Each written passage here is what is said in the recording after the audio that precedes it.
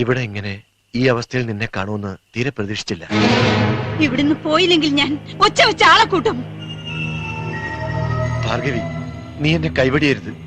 എന്റെ പിന്നാലെ പോലീസുണ്ട്. എനിക്ക് ജീവിക്കണം. എല്ലാം മറന്ന് ഒരു നല്ല മനുഷ്യനായിട്ട്. എനിക്കറിയാം, തെറ്റുകൾ മാത്രമേ ഞാൻ ചെയ്തിട്ടുള്ളൂ. നിന്റെ ജീവിതം പോലും ഞാൻ തകർത്തില്ലേ?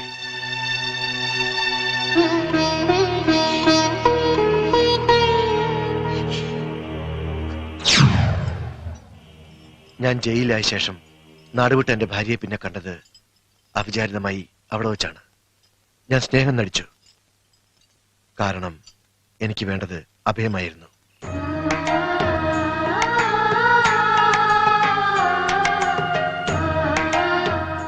ഈശ്വരനാണ് എന്നെ നിന്റെ അടുത്ത് എത്തിച്ചത്.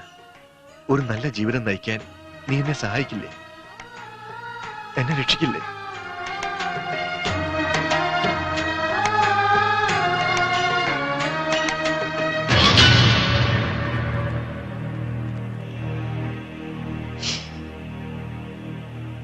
എനിക്കിങ്ങനെ ഒരു ഭർത്താവുണ്ടെന്നോ ഞാൻ വിവാഹിതയാണെന്നോ ഈ ഗ്രാമത്തിൽ ആർക്കും അറിയില്ല.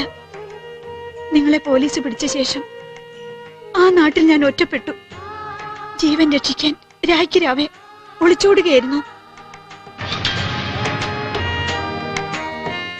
ഇപ്പൊ ചങ്കൂറ്റത്തോടെ എന്തിനും പോന്ന ഭാർഗവിയായി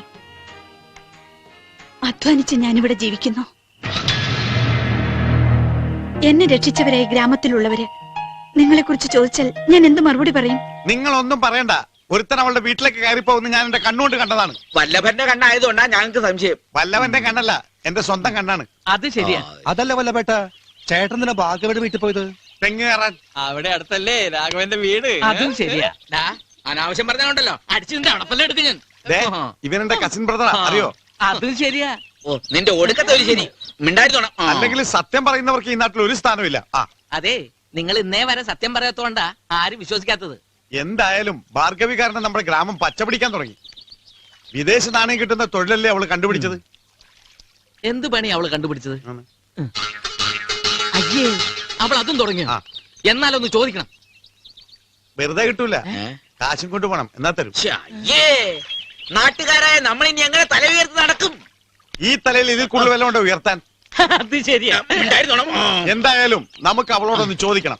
കസിൻ ബ്രദറെ, ചോദിക്ക്. എന്താ നിങ്ങൾക്ക് അറിയേണ്ടത്? വീട്ടുവിശേഷം അറിയാൻ വന്നതല്ല. നീ ഒരുത്തനോട് ഒളിപ്പിച്ചു വെച്ചിട്ടില്ലേ? അവനൊന്ന് കാണാൻ വന്നതാ. ഞാനാരെയും ഒളിപ്പിച്ചു വെച്ചിട്ടില്ല. നീ വലിയ ശീലാവതി ഒന്നും ചമയണ്ട. നീ ഒരു പിഴയാണെന്ന് ഞങ്ങൾക്കറിയാം. തോന്നിയസം പറഞ്ഞ അടിച്ചെന്റെ കരണക്കുറ്റി ഞാൻ പോയിക്കും. അതിനിത്ര ചൂടാനെന്തിരിക്കുന്നു? മുത്തശ്ശി, സത്യമായിട്ട് ഞാൻ കണ്ടതാ. ചോദിക്ക്. ഭാർഗവി, സത്യമാണോ പറയുന്നേ? ഇനി നിങ്ങളുടെ മുന്നിൽ ഞാൻ ഒന്നും മറച്ചു വെക്കുന്നില്ല. ഇവിടെ കയറി വന്ന ആ മനുഷ്യൻ എന്റെ ആരുമല്ല, ഈ ഗ്രാമത്തിന്റെ രക്ഷകനാ. മാറിക്കേ. ഇല്ല എന്ന് പറഞ്ഞ ആള് ഇപ്പൊ എങ്ങനെ ഉണ്ടായി? മുത്തശ്ശി വിശ്വസിക്കരുത്. ഇവൾ അടവ് മാറ്റി ചവിട്ടേണ്. മര്യാദക്ക് അവൻ ഇങ്ങനെ പുറത്തേക്ക് വിടറേ. എന്റെ കൈ രണ്ട് തരിക്കാണ്. അവന്റെ അടിയുള്ളനാ അവൻ ആളെങ്ങനെ ഉണ്ട്? മിണ്ടാതിരിടാ. സ്വാമി ധ്യാനത്തിലാ. 3 ദിവസം കഴിഞ്ഞു ഉണരൂ. സ്വാമിയാ അടിച്ചവന്റെ അണപ്പല്ലിയാൻ തെറിപ്പിക്കും. 3 ദിവസത്തിനുള്ളിൽ അവൻ രക്ഷപ്പെടുത്തി വിടാനല്ലേ? ഇറക്കി വിടറേ. വേണ്ട വല്ലഭ, സ്വാമിയെ ഉണർത്തണ്ട. അവൻ സ്വാമിയല്ല, ആസാമി. ഇറക്കി വിടടി, ഇല്ലെങ്കിൽ ഞങ്ങൾ അകത്ത് കയറി പൊക്കും. താൻ ഒറ്റയ്ക്കാ. നീ മിണ്ടായിരുന്നോണം. വിശ്വാസം ഇല്ലല്ലേ? നിങ്ങൾക്ക് കാണണോ? കാണിച്ചു തരാം.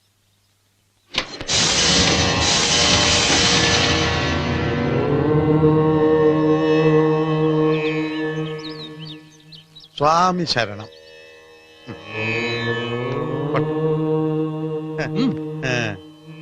ഇപ്പൊ വിശ്വാസമായില്ലേ? എല്ലാവരുടെയും മനസ്സ് നിറഞ്ഞില്ലേ? 3-ാം ദിവസം സ്വാമി നിങ്ങൾക്ക് ദർശനം തരും. ഇനി പോവാം. വാ, നമുക്ക് പോകാം. വല്ലഭന്റെ ഒക്കെ വാക്ക് ആരെങ്കിലും കേൾക്കോ? ഇപ്പൊ നാണക്കേടായിരുന്നു വേറെ ഉദ്ദേശം. ഇനിയിപ്പോ നമ്മുടെ കഷ്ടപ്പാട് ആത്മീയുടെ അളിയനാ. നമ്മുടെ നാട് 3 ദിവസം കഴിഞ്ഞിട്ട് വരാം.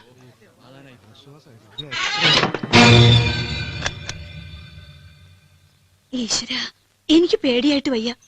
നമുക്ക് എങ്ങോട്ടെങ്കിലും പോയാലോ? എന്തിന്?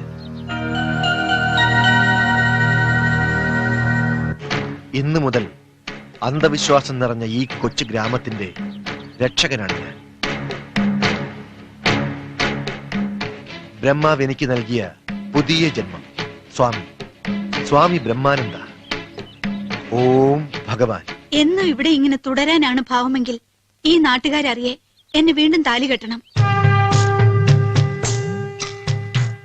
എന്തോ ഒന്നും പറയാത്തെ? രക്ഷകൻ പറയുന്നതാണ് ഇനി ഇവിടെയുള്ളവരുടെ വേദവാക്യം. നീ നോക്കിക്കോ.